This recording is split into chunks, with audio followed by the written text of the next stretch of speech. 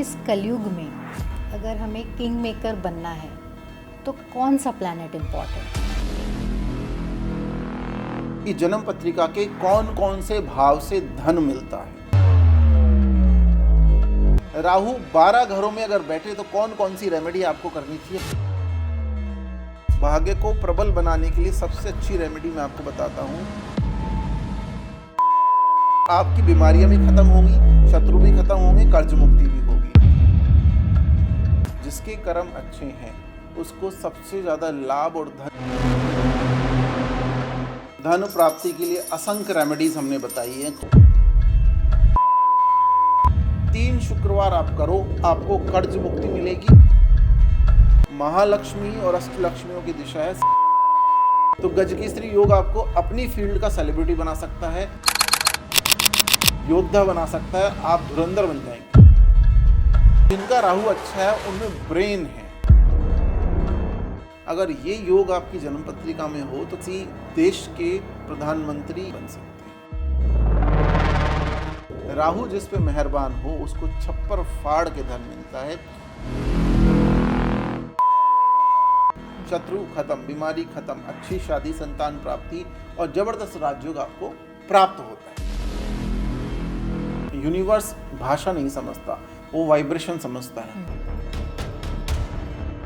आपका नक्षत्र आपके जीवन का, जिस नक्षत्र में आप पैदा हुए हैं उसका लॉर्ड देखिए, उसकी साधना उपासना कीजिए।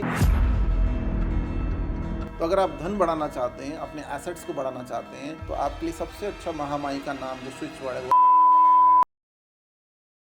जय माई की, जय श्री महाकाल।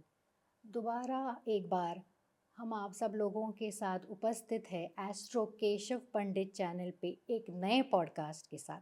हमारे साथ है श्री आचार्य केशव दत्त शर्मा जी।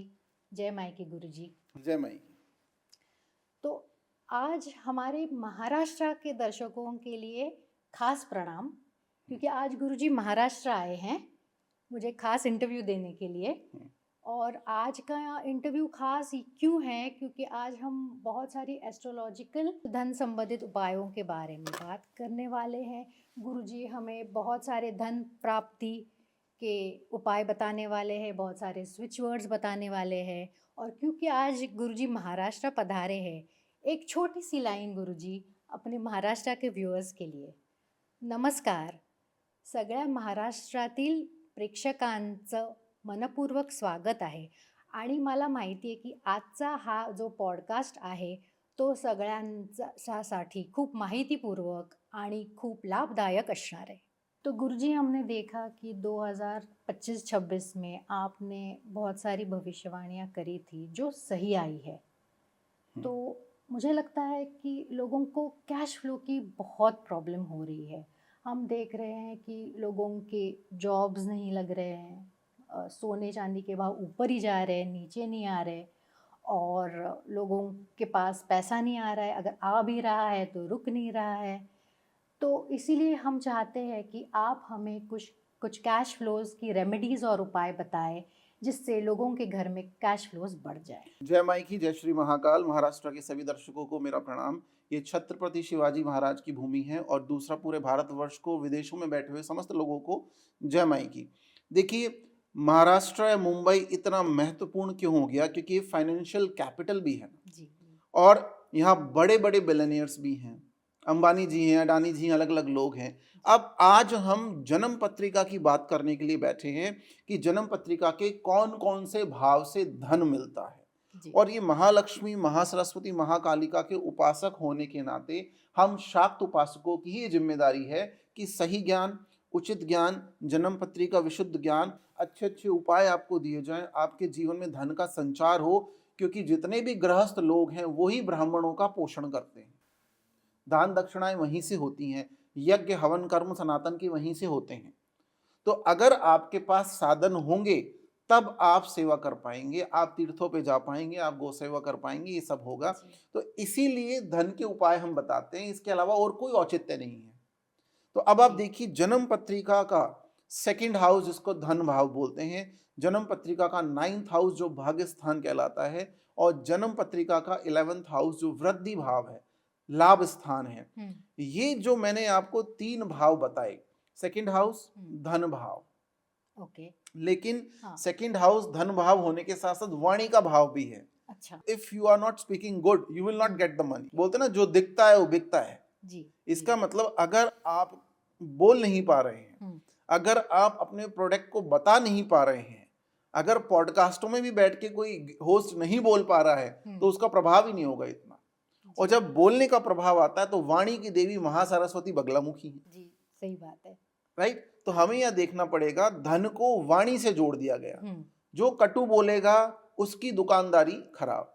हम्म, तो सेकंड हाउस धन का भी है, वाणी का भी है, कुटुंब मतलब फैमिली का भी है। तो अगर आप अच्छा बोलते हैं, बेटर बोलते हैं, मीठा बोलते हैं, तो आपके कस्टमर्स, आपके ग्राहक, आपके क्लाइंट आपसे प्रसन्न रहते हैं, खुश रहते हैं। तो धन कहाँ से आता है, महालक्ष्मी कहाँ से अट्रैक्ट हो रही है, महासरस्वती से, ज्ञान से। ये कॉम्बिनेशन है। तो आपको ये समझना पड़ेगा।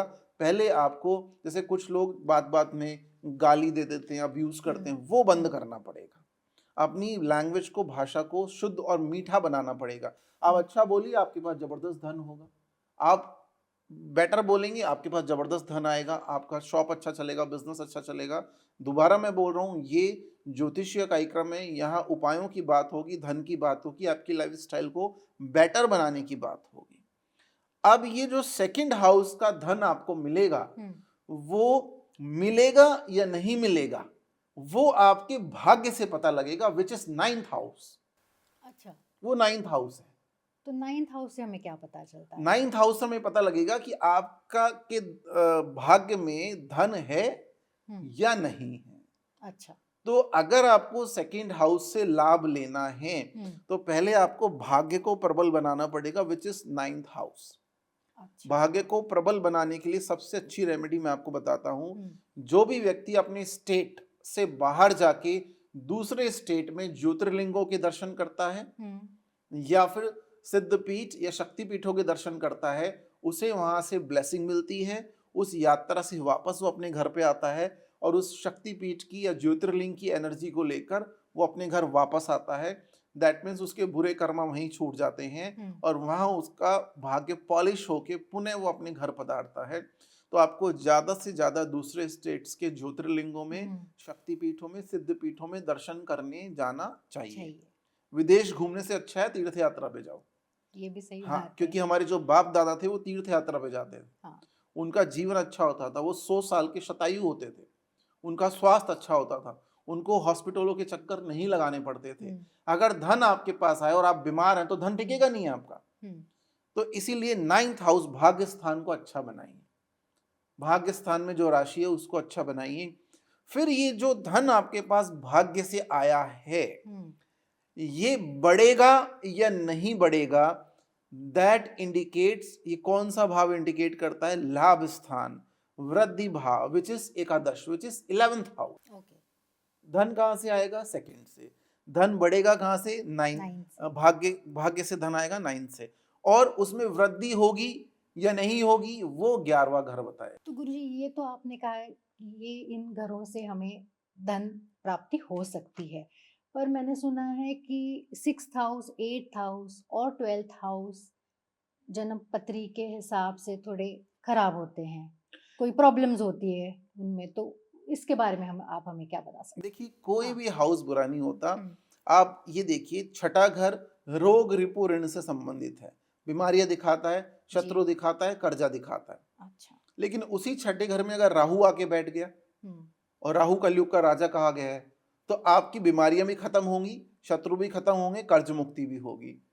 3, 6, 10 और 11 में राहु अच्छा माना जाता है।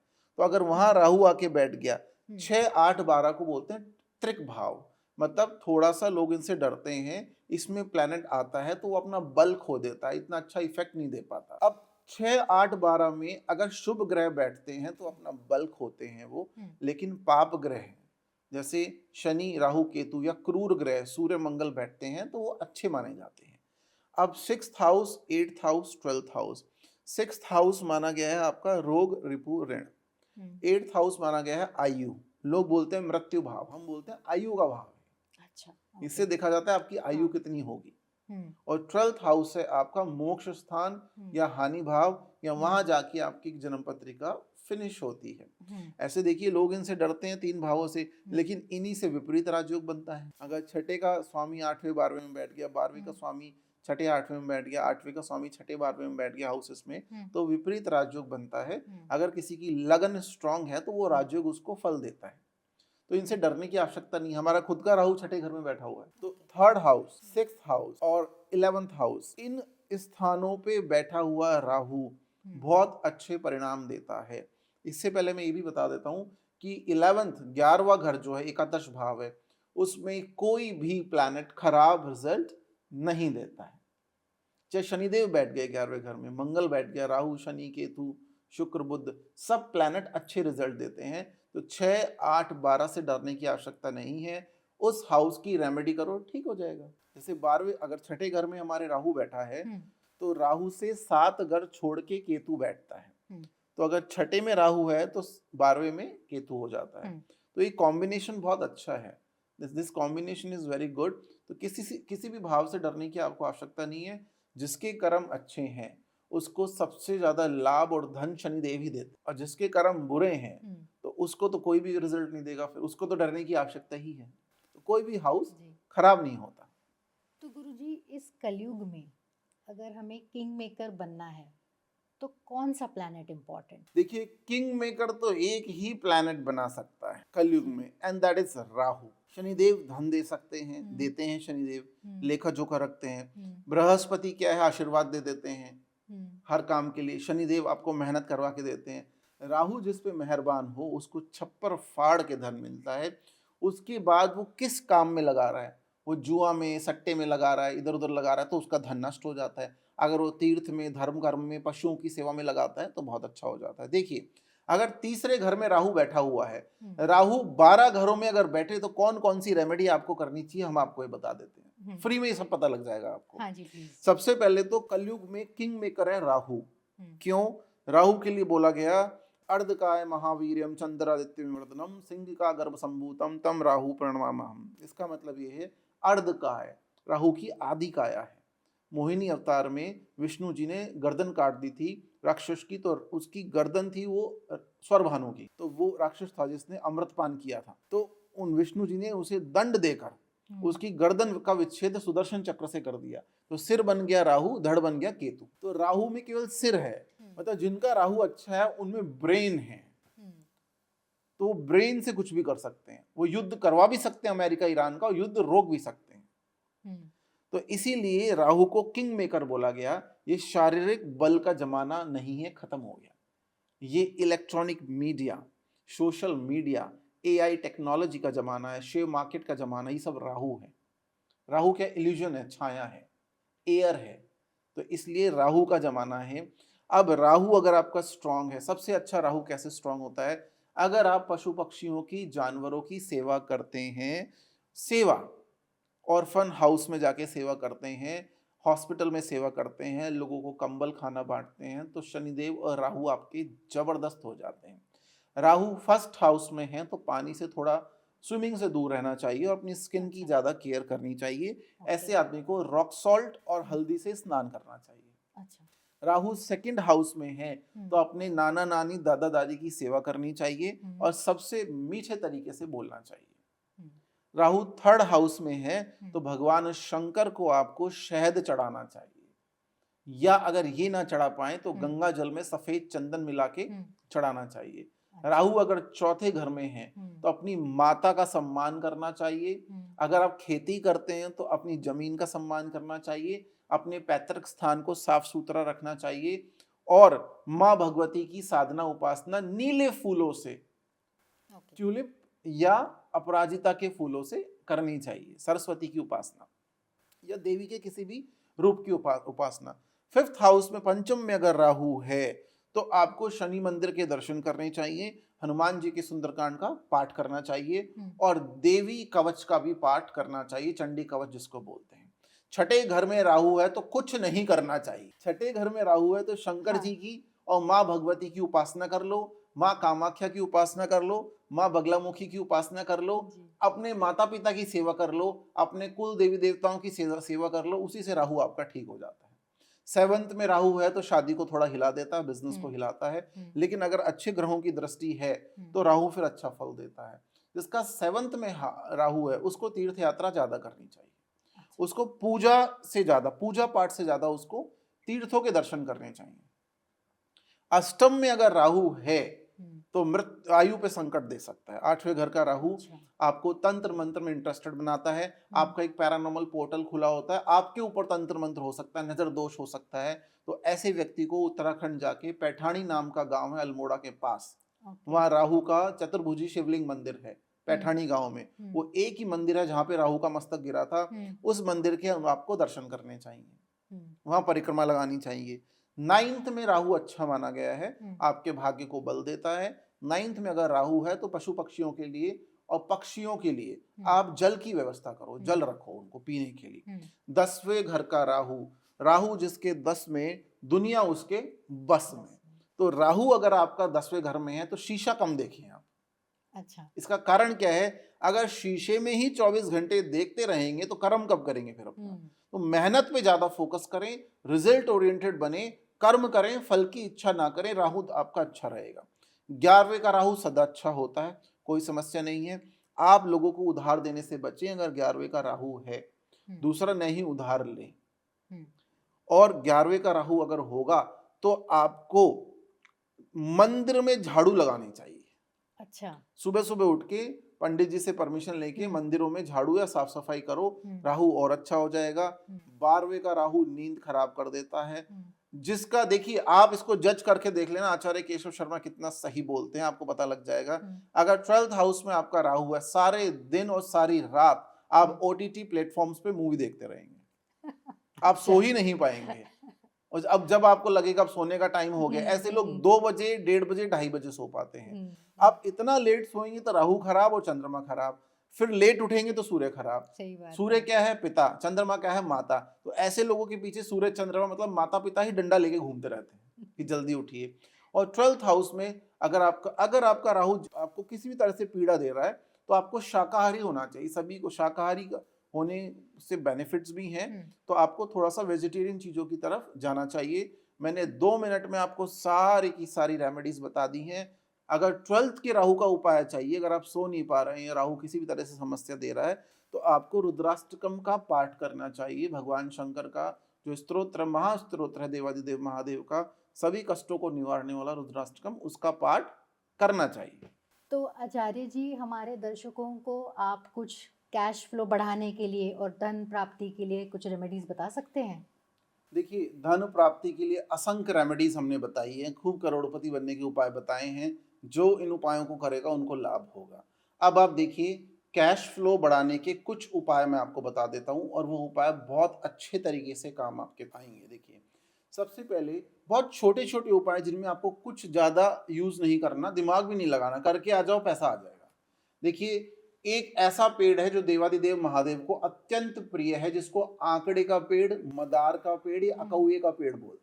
अच्छा। जिसमें व्हाइट कलर के फूल आते हैं, उस पेड़ को तोड़ने पर व्हाइट कलर का दूध जैसा भी निकलता है, आपने देखा होगा। वो अपने आप, वो जंगली पौधा होता है, हर जगह अपने आप उग जाता है।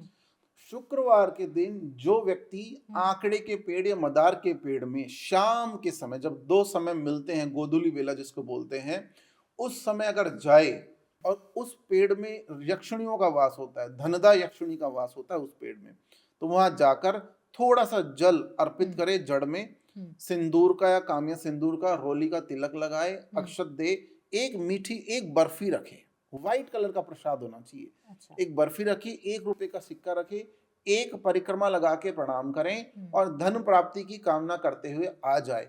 3 शुक्रवार आप करो, आपको कर्ज मुक्ति मिलेगी और धन के नित नए स्त्रोत्र शुरू हो जाएंगे। अगर ये नहीं कर सकते हैं, दूसरा उपाय, शुक्रवार और बुधवार को जब आप अपना शाम का डिनर या भोजन कर लेते हैं और आप सोने जा रहे हैं, तो उससे पहले थोड़ा सा फिटकरी का पाउडर लेकर बुधवार और शुक्रवार इस उंगली से, गुरु पर्वत की उंगली से, इस वाली उंगली से आप थोड़ा सा ब्रश करके गम्स पे या दांतों पे फिटकरी के पाउडर से ब्रश करके उसके बाद सोएं। ओके। ये उपाय इतना जबरदस्त है। हम्म, आप बृहस्पति की चमक से बुध को मतलब दांतों को साफ कर रहे हैं, अच्छा। नित नए आपके पास धन के विचार आएंगे। हम्म, तीसरा उपाय, 3 उपाय मैं आपको बता रहा हूं। महालक्ष्मी और अष्टलक्ष्मियों की दिशा है साउथ ईस्ट। साउथ ईस्ट में जो व्यक्ति शुद्ध गाय के देसी घी का दीपक, कपूर, इत्र, इलायची, केसर और ओरिजिनल अष्टगंध मिला के दीपक बनेगा। कपूर, इलायची, केसर, इत्र, ओरिजिनल अष्टगंध, उसके माध्यम से दीपक बना के माँ भगवती को रखता है, महालक्ष्मी को, अन्नपूर्णा को माई के नाम से रखता है साउथ ईस्ट में। कितने बजे? शाम के समय, गोधूली बेला में, जब मंदिरों में आरती होती है 6 बजे 7 बजे के बीच में। अच्छा। 41 दिन 41 डेज आप करके देखिए, देखिए क्या जबरदस्त पैसा आपके पास आता है। हमने दुबई में रहने वाले, यूएस में रहने वाले, लग्जमबर्ग में रहने वाले, इटली में रहने वाले, जर्मनी, जापान, साउथ कोरिया और अबू धाबी में रहने वाले एनआरआई इंडियंस को ये उपाय बताए हैं, क्योंकि वहां पे गाय अवेलेबल नहीं होती, वहां पे पीपल का पेड़ नहीं होता, वो उपाय नहीं कर पाते। ये दीपक वाला उपाय हमने बताया और उनका कैश फ्लो बढ़ा। भारत में तो काफी सारे लोग करते ही हैं। आप कहीं भी रहते हो पूरे वर्ल्ड में, आप इस उपाय को करें और आप देखिए क्या रिजल्ट आपको मिलते हैं। तो आचार्य जी, हम अब जन्म कुंडली के हिसाब से राजयोगों के बारे में बात करेंगे, और मुझे पता है कि आपके पास बहुत ऑथेंटिक और इन डेप्थ इंफॉर्मेशन है, तो आप हमें कुछ याद राजयोग के बारे में इंफॉर्मेशन दे सकते हैं? देखिए, राजयोग आपकी जन्म पत्रिका में धन प्रदायक, भूमि प्रदायक, यश मान ऐश्वर्य प्रदायक होते हैं, और राजयोगों की वजह से आज हमारे राजनेता राजनेता हैं, अभिनेता अभिनेता हैं। ये राजयोगों का ही फल है। तो सबसे बड़ा राजयोग जो जन्म पत्रिका में बोला गया है वो है गजकेसरी योग। अगर चंद्रमा और बृहस्पति, जुपिटर और मून दोनों युति बना के साथ में बैठे हुए हों, कहां पर? First, fourth, seventh, 10th house, जो जन्म पत्रिका का अंदर का केंद्र भाव है, जो बॉक्स है जिसमें बैठते हैं सारे ग्रह, अगर उसमें बैठे हों, गुरु चंद्र युति जिसको बोलते हैं, गुरु चंद्र अगर साथ में बैठे हों, फर्स्ट हाउस में, फोर्थ हाउस में, 7th हाउस में, 10th हाउस में, केंद्र स्थानों पे, और अगर अपनी ही राशियों में बैठ जाएं तो और भी अच्छा है।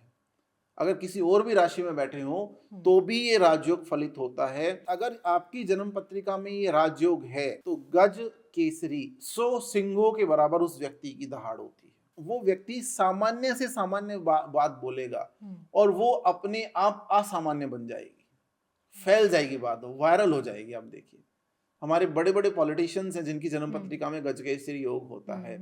अगर गजकेसरी योग आपकी जन्म पत्रिका में है लेकिन फिर भी आपको उसका रिजल्ट नहीं मिल रहा, फलित नहीं हो रहा, तो आपको उसको फलित कर लीजिए। गजकेसरी योग को फलित करने के लिए आप अपने पूजा स्थान पे चांदी की एक छोटी सी डब्बी में केसर रखिए और उस केसर का तिलक लगाइए कच्चा दूध डाल के। जो व्यक्ति कच्चा दूध चांदी में रखी केसर में डाल के नित्य तिलक लगाता है, उसका गजकेसरी योग जल्दी ही शीघ्र अतिशीघ्र फलित होने लगता है, उसको रिजल्ट मिलने लगते हैं। बताइए कितना सुंदर उपाय है। तो गजकेसरी योग आपको अपनी फील्ड का सेलिब्रिटी बना सकता है, योद्धा बना सकता है, आप धुरंधर बन जाएंगे। कहने का मतलब आप बहुत पावरफुल बन जाएंगे इस योग के माध्यम से। अब आपने राजयोग की बात की है, देखिए अगला योग है पंच महापुरुष राजयोग। ये इतना जबरदस्त और पावरफुल योग है। अगर ये योग आपकी जन्म पत्रिका में हो तो किसी स्टेट या किसी देश के राष्ट्रपति, प्रधानमंत्री या आप स्टेट्समैन बन सकते हैं। ये बहुत पावरफुल योग होता है। तो केंद्र स्थानों पे first house, fourth house, 7th house, 10th house, केंद्र स्थानों में जन्म पत्रिका में ये किस किस से बनता है? पंच महापुरुष क्यों है? इसके इसमें 5 ग्रह हैं, 5 महापुरुष हैं। पंच मंगल से बन सकता है, बुध से बन सकता है, गुरु से, शुक्र से, शनि से बन सकता है। इनमें से कोई भी प्लैनेट अगर अपनी खुद की राशि में, स्वयं की राशि में या उच्च की राशि में केंद्र स्थानों पे बैठ जाए तो फिर पंच महापुरुष राजयोग बनता है। जैसे मंगल है, मंगल मकर राशि में उच्च का माना गया है और उसकी खुद की राशि है 1 and 8, मतलब मेष राशि और वृश्चिक राशि। इन राशियों में मंगल अगर केंद्र स्थानों पे बैठा हो तो वो कौन सा योग बनेगा? पंच महापुरुष योग। मंगल से कौन सा बनेगा? रुचक नाम का योग, रुचक पंच महापुरुष योग। जैसे वृश्चिक राशि अपनी ही खुद की राशि में मंगल हमारा चौथे घर में केंद्र स्थान में बैठा हो तो वो बन गया रुचक, अच्छा। पंच महापुरुष योग। अब बुध की राशि है मिथुन राशि और कन्या राशि। अगर इन राशियों में या अपनी उच्च की राशियों में बुध केंद्र स्थानों में अंदर बॉक्स में 1 4 7 10 में बैठ गया तो पंच महापुरुष राजयोग बन जाएगा। बुध से कौन सा बनेगा? भद्र। अच्छा, भद्र पंच महापुरुष राजयोग। गुरु अगर अपनी राशि मतलब मीन राशि या धनु राशि सजिटेरियस में बैठ जाए या अपनी उच्च की राशि कौन सी है? कर्क, उसमें बैठ जाए कहां पर? केंद्र स्थानों में अंदर, तो उससे बनेगा हंस नाम का पंच महापुरुष योग राजयोग। अच्छा। शुक्र अपनी ही राशि में बैठ जाए तुला में या फिर बैठ जाए वृष में, और शुक्र की उच्च राशि मीन राशि है, इनमें अगर बैठ जाता है कहां पर? केंद्र स्थानों में अंदर 1 4 7 10, तो वो पंच महापुरुष राजयोग बनाएगा। कौन सा? मालव्य नाम का राजयोग। माल ही माल होगा उसके पास। अच्छा, माल ही माल होगा। ठीक है। दूसरा, तभी तो नाम पड़ा माल से माल्या। माल्या कौन सा माल्या आपको पता है? जी। अब उसने पैसे का कुछ भी किया हो वो हमें नहीं मतलब, लेकिन कैश होगा। और शनिदेव भी राजयोग बनाते हैं। अच्छा। शनिदेव अगर अपनी ही राशियों में या उच्च की, शनिदेव की उच्च राशि तुला राशि या मकर या कुंभ अपनी राशि में केंद्र स्थानों पे बैठ जाए तो वो शश नाम का पंच महापुरुष राजयोग बनाते हैं। अगर ऐसी कंडीशन आपकी जन्म पत्रिका में बनती है तो आप समझ जाइए कि ऊपर वाले ने आपकी लाइफ को कस्टमाइज किया है। अच्छा जी। आपकी जन्म पत्रिका कस्टमाइज करके भेजी गई है। आप किसी अवतार में आए हैं, आप किसी के अवतार थे और आप कोई ईश्वर का काम, सनातन का काम या धर्म का काम या कुछ करने के लिए यहाँ पर आए हैं। जैसे ही वो काम आपका फिनिश हुआ, आपका काम खत्म है। This is the point. तो ये 5 राजयोग आपके अंदर हैं आपकी जन्म पत्रिका में।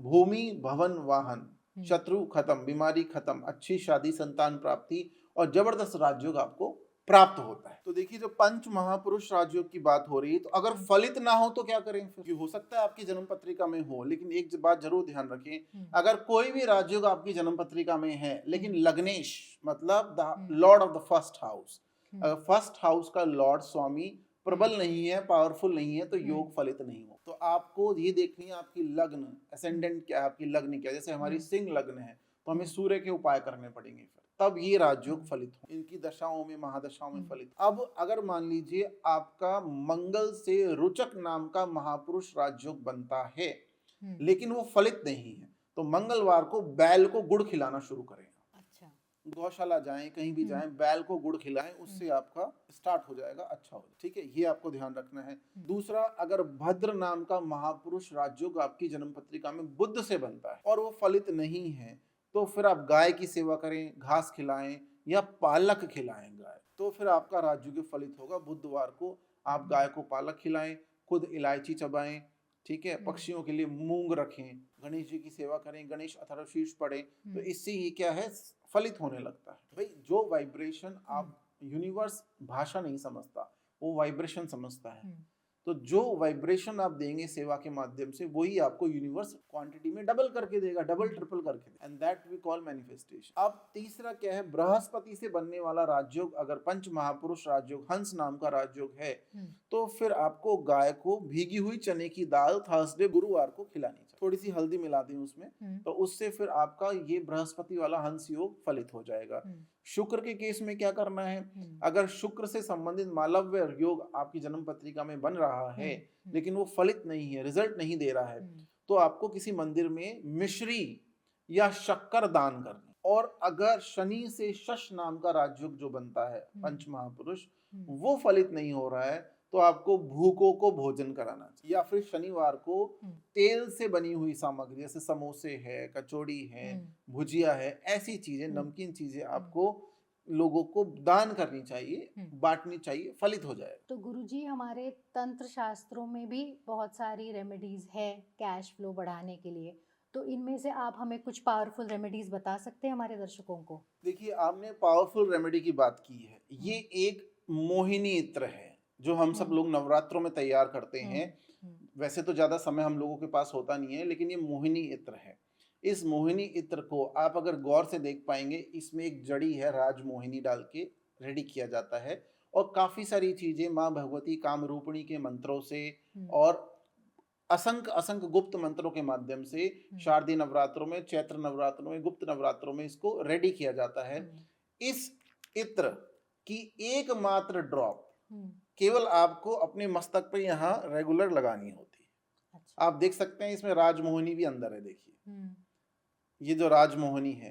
तो इस इत्र की एक ड्रॉप लगाने से आपका भाग्य इतना चमक जाता है, इतना चमक जाता है कि आपको राजयोगों की प्राप्ति होने लग जाती है। क्योंकि इस इत्र में केवल इत्र नहीं है, इस इत्र में कई सारी जड़ी बूटियां डाली गई हैं, तांत्रिक सामग्रियां डाली गई हैं, उसके माध्यम से बनाया जाता है और इसको हम बोलते हैं धन आकर्षण इत्र। अच्छा, तो इसको लगाने से भी आपको बहुत लाभ होता है। दूसरा, हमारे तांत्रिक ग्रंथों में धन प्राप्ति के लिए बताया गया है एकाक्षी लघु नारियल। अच्छा, अगर वो लघु नारियल आपके पास है, जैसे देखिए ये हमारे गुरु महाराज ने हमें सिद्ध करके दिया था और हमने काफी सारे लोगों को लघु नारियल सिद्ध करके दिया है। कितना छोटा आपको ये श्रीफल नजर आ रहा होगा। जी, जी, इसको सिद्ध करके और सिद्ध किया हुआ आप मंगवा भी सकते हैं। इसको सिद्ध करके आप अपने, ये जोड़े में रखा जाता है, लक्ष्मी नारायण का रूप होता है। लक्ष्मी नारायण दो नारियल जोड़े में आते हैं, सिद्ध करके एक तिजोरी में, एक धर्म स्थान पे मतलब मंदिर में रखा जाता है। नित्य धूप दीपक दिखाई जाती है। चैत्र नवरात्र में भी आप मंगवा सकते हैं। आप देखिए कितना जबरदस्त धन आपको मिलता है। जो डील आपकी नहीं हो रही है वो डील होने लग जाती है। चारों दिशाओं से धन की बरकत होने लग जाती है। तीसरा उपाय मैं आपको बता देता हूं, कई बार लोग पूछते हैं तो हमें बताना पड़ता है। देखिए ये पारद के श्रीयंत्र हैं और ये स्फटिक के श्रीयंत्र हैं। अगर आप रोग, ये तांत्रिक उपाय मैं आपको बता रहा हूँ, तंत्र शास्त्र के, वैदिक उपाय नहीं बता रहा हूँ। अगर आप रोग शोक दुख से परेशान हैं, हेल्थ इश्यूज आपको हैं, तो आप पारद का श्रीयंत्र, जैसे पारद के शिवलिंग होते हैं, पारद का श्रीयंत्र अपने धर्म स्थान पे रखें और पारद के श्रीयंत्र के सामने सरसों के तेल का दीपक नित्य जलाना आप शुरू करें। और जब आप इनकी समाचर्या अर्थात पूजा करना चाहें तो पारद के शिवलिंग पर सफेद चंदन से तिलक लगाया जाता है। सफेद चंदन, अक्षत, धूप, दीप और सरसों के तेल का दीपक लगाया जाता है। ध्यान रखिए इन पे रोली नहीं लगाते, हम सफेद चंदन का तिलक लगाते हैं। दूसरा हमारा श्रीयंत्र, स्फटिक का श्रीयंत्र, धन ऐश्वर्य सुख समृद्धि प्राप्ति के लिए ये श्रीयंत्र काम आते हैं। अब ये श्रीयंत्र अगर आप पूजा स्थान पर रखते हैं और इनके नित्य अर्चन करते हैं, स्फटिक के श्रीयंत्र के सामने घी का दीपक, हल्दी मिला दीपक, इत्र मिला दीपक, इलायची मिला दीपक, मिश्रित दीपक, ये सब दीपक जलाए जाते हैं। माँ लक्ष्मी के 108 नामों का पाठ कर सकते हैं। माँ भगवती बगलामुखी के 108 नामों का पाठ कर सकते हैं। इतनी एनर्जी है श्रीयंत्र में। ये समस्त धन के उपाय केवल मात्र इनके अर्चन करने से हो जाते हैं। अब देखिए ये जो श्रीयंत्र आपको दिखाई दे रहा है, इसमें 9 फलक बताए गए हैं, 9 चक्र बताए गए हैं श्री विद्या की साधना में। अच्छा, 9 चक्र। ये आपको केवल स्फटिक का जो पीस दिखाई दे रहा है, ये पीस नहीं है, इसमें पूरा संसार जगत समाया हुआ है। इसका जो ट्रायंगल होता है उनको 3 पीठों के बराबर, काम पीठ, जालंधर पीठ और पूर्णागिरि पीठ बताया गया है।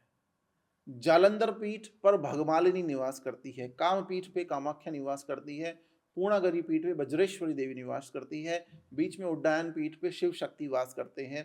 प्रथम चक्र से लेकर 9 चक्रों की साधना है, जिसमें सर्वाकर्षण चक्र है, सर्व संशोभन चक्र है, अलग अलग चक्र हैं। चौथा चक्र सर्व सौभाग्य चक्र है, माया है, उसमें लोग माया में ही रह जाते हैं, बस आगे नहीं बढ़ पाते। सर्व रोग हरापी चक्र है और उसके बाद आखिरी जो चक्र है 9th चक्र, वो है सर्वानंदमयी चक्र, जिसमें आपको श्री विद्या के दर्शन अपने हृदयारविंद में, स्वप्न में, हृदय में हो जाते हैं। तो ये जो, और इस पे बीज मंत्र कौन कौन से साधित होते हैं? ह्रीम बीज मंत्र की साधना होती है, क्लीम बीज मंत्र की साधना होती है, श्रीम की साधना होती है। ये गुरु ज्ञान से आता है, आपके गुरु बताते हैं। नवरात्रों में सिद्ध किए जाते हैं और इनकी साधना उपासना से माँ भगवती श्री विद्या राजराजेश्वरी कामाक्षी की कृपा आप प्राप्त कर सकते हैं। धन के लिए श्रीयंत्र से उत्तम कोई रेमेडी नहीं। तो आचार्य जी, जन्म पत्री में नक्षत्र का क्या इम्पोर्टेंस है कैश फ्लो बढ़ाने के लिए? देखिए कैश फ्लो बढ़ाने के लिए काफी सारी रेमेडीज हमने बताई हैं। आपका नक्षत्र आपके जीवन का आधार है। अगर आपको फर्स्ट हाउस, जो मैंने बोला धन स्थान है, 9th हाउस भाग्य स्थान और 11th हाउस एकादश भाव मतलब वृद्धि भाव या लाभ स्थान, इन तीनों में बैठे हुए प्लैनेट्स या कौन सी राशियां हैं, इन तीनों की प्लैनेट्स का आपका भाग्येश कौन है, आपका धनेश कौन है। सेकंड हाउस का लॉर्ड, धन का लॉर्ड क्या हो गया, धनेश। नाइन्थ हाउस का भाग्य स्थान का लॉर्ड हो गया भाग्येश। 11th हाउस का एकादश का लॉर्ड क्या हो गया, एकादशेश। ओके। तो इन प्लैनेट्स जो प्लैनेट हैं वो कौन कौन से नक्षत्र में बैठे हैं और उन नक्षत्रों के लॉर्ड जो हैं वो कहाँ बैठे हुए हैं, ये सब मालूम करके उनकी पूजा सेवा साधना उपासना से आप अपना कैश फ्लो और सर्व सौभाग्य सिद्धि सर्व मनोकामना सिद्धि कर सकते हैं। जैसे हमारा नक्षत्र है आद्रा, अच्छा। राहु का नक्षत्र है, हमारा जन्म किसका है, आद्रा नक्षत्र, राहु का नक्षत्र है। अब देखा जाएगा कि इनके लॉर्ड कौन है। आद्रा नक्षत्र के देवता हैं रुद्र, अच्छा।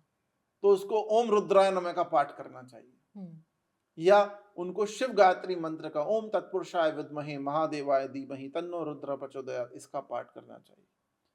तो ये आपको नक्षत्र का कॉम्बिनेशन है, जिस नक्षत्र में आप पैदा हुए हैं उसका लॉर्ड देखिए, उसकी साधना उपासना कीजिए, या second house, 9th house, 11th house के ग्रह कहाँ बैठे हैं, ग्रह स्वामी उनके लॉर्ड क्या है, उनकी पूजा सेवा साधना उपासना की जा सकती है। एक पॉइंट और मैं इसमें आपको बता देता हूँ, आपके तिथि के देवता, अच्छा, जिस तिथि को आप पैदा हुए हैं, जैसे मान लीजिए किसी का जन्म प्रतिपदा को हुआ है, प्रतिपदा के देवता हैं अग्नि, तो उसे डेली अग्निहोत्र या हवन करना चाहिए। अगर उसको अरबपति खरबपति करोड़पति बनना है, धन के उच्च कोटि के रिसोर्सेस लाने हैं, तो आप अपने तिथि के देवता की पूजा करें। आप कौन सी तिथि को पैदा हुए हैं? मैं सप्तमी को पैदा हुई हूँ। अब सप्तमी के तिथि के देवता वास्तु के हिसाब से और हमारे पाराशरी होरा शास्त्र और तंत्र शास्त्र के हिसाब से सूर्य नारायण है। अच्छा। तो आपको नित्य सूर्य को अर्घ प्रदान करना चाहिए। कोई अष्टमी को पैदा हुआ है, भगवती दुर्गा की उपासना करनी चाहिए। एकादशी के देवता ज्योतिष के हिसाब से कुबेर महाराज है, लोगों को लगता है विष्णु जी हैं, अच्छा, कुबेर की सेवा करनी चाहिए। द्वादशी के देवता विष्णु जी कहे गए हैं। तो आपको ये पूरी लिस्ट आपकी स्क्रीन पे बता देते हैं कि कौन सी, अगर आप अमावस को पैदा हुए तो पितरों की सेवा करनी चाहिए। तो जिस तिथि को आप पैदा हुए हैं उस तिथि के देवता की पूजा साधना उपासना करने से आपको लाभ होगा। माननीय प्रधानमंत्री मोदी जी षष्ठी को पैदा हुए हैं। षष्ठी के देवता हैं कार्तिकेय, साउथ में बोलते हैं मुरुगन। तो जब से मुरुगन टेम्पल उन्होंने जाना शुरू किया तब से देखिए वारे न्यारे हो गए। हमारे बहुत बड़े मंत्री हैं, केंद्रीय मंत्री, वो प्रतिपदा को पैदा हुए हैं, तो अग्नि देवता उनके प्रतिपदा के देवता हो गए। नित्य डेली उनके घर पे हवन होता है। अच्छा, तो मैं स्क्रीन पे लिस्ट बता देता हूँ, आप उस लिस्ट को देखिए और आप देखिए आपकी तिथि कौन सी है जन्म पत्रिका में, उसके देवता क्या है, उसका क्या उपाय आप कर सकते हैं। देखिए आप अपनी स्क्रीन पे ये लिस्ट देखिए। अगर आप प्रतिपदा को पैदा हुए हैं तो अग्नि आपके देवता हैं, जैसा आप देख पा रहे हैं लिस्ट में, आपको अग्निहोत्र या हवन करना चाहिए। द्वितीया को पैदा हुए हैं तो यम या ब्रह्मा आपके देवता हैं, आपको दान करना चाहिए। तृतीया को पैदा हुए हैं तो माँ गौरी आपकी देवता हैं, तो आप माँ गौरी, माँ पार्वती के मंदिरों की, माता दुर्गा के मंदिरों में जा सकते हैं, वैष्णो देवी जा सकते हैं। देवी मंदिरों के दर्शन करने से आपको लाभ होगा। दुर्गा चालीसा या नवचंडी पूजा भी कर सकते हैं, या दुर्गा सप्तशती का पाठ कर सकते हैं। अब जैसे आपको पता है आज का पॉडकास्ट महाराष्ट्र में हो रहा है चतुर्थी, चतुर्थी के देवता गणेश जी हैं, गणपति, तो आप गणेश अथर्व शीर्ष का पाठ कर सकते हैं। पंचमी के देवता है नाग देवता, नाग पंचमी भी बोली गई है, तो नाग देवता हैं। तो अगर आपको नाग देवता की कृपा प्राप्त करनी है तो आप अपने धर्म स्थान पे, कार्य स्थान पे, अपने बेडरूम में थोड़ा सा सिनेमन रखा करो, दालचीनी रखनी चाहिए आपको। और जब भगवान शंकर के मंदिर में जाते हैं तो आपको इत्र जो लगाते हैं, थोड़ा इत्र लगाते हैं, चंदन का इत्र पहले भी बताया था, केसर का इत्र, वो नाग देवता पे भी आपको अर्पित करना चाहिए, पूरे शिव परिवार पे ही अर्पित करना चाहिए। षष्ठी के देवता हैं कार्तिकेय, जैसे मैंने आपको बताया, कार्तिकेय के मंदिरों, जैसे साउथ में जाइए, मुरुगन मंदिर में मोदी जी जाते थे पहले, आप वहाँ सेवा उपासना कर सकते हैं, लोगों की हेल्प करें, उससे आपको फायदा होगा।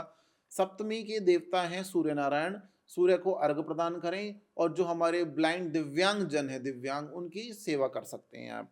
अष्टमी की देवी है माँ भगवती राजराजेश्वरी दुर्गा। दुर्गा मंदिरों की सेवा पूजा उपासना करें और कन्याओं को दान करें। भगवान श्री राम को सबसे प्रिय तिथि है नवमी, अच्छा, तभी बोला गया रामनवमी। रामनवमी। तो नवमी के जो देवता हैं वो है श्री राम, माता पिता की सेवा से प्रसन्न होंगे। दशमी के देवता दिक्पाल हैं, अष्ट दिक्पाल। इसमें भी आपको लोगों को दान दक्षिणा करनी चाहिए, हेल्प करनी चाहिए वंचितों की। एकादशी के देवता कुबेर हैं।